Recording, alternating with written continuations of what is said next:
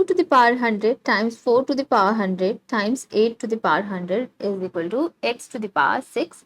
We have to find the value of x. Now 2 to the power 100 times 4, we can write it as 2 to the power 2, then whole to the power 100, and 8 we can write it as 2 to the power 3, then whole to the power 100 is equal to x to the power 6. Now when a raised to the power m whole raised to the power n, it is equal to a raised to the power m times n.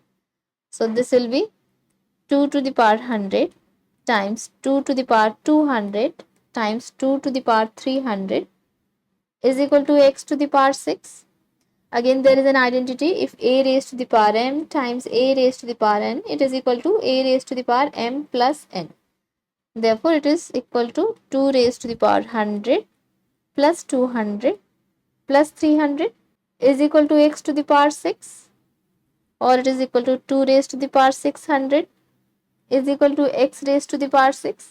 Now, to remove the sixth power here, we can raise both the sides to the power of 1 upon 6, or we under root it with sixth root of x to the power 6. So if we do the sixth root to both the sides, then what does this mean? When a is under square root, it means a is raised to the power of 1 upon 2. When a is under cube root, a is raised to the power of 1 upon 3. And so on. When a is under sixth root, it means a is raised to the power of 1 upon 6.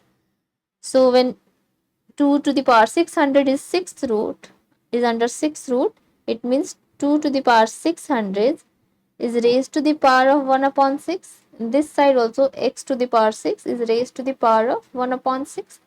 Now this 6 and 6 gets cancelled, and 6 times 100 is 600. Therefore, x is equal to 2 to the power 100. Like and subscribe. Thanks for watching.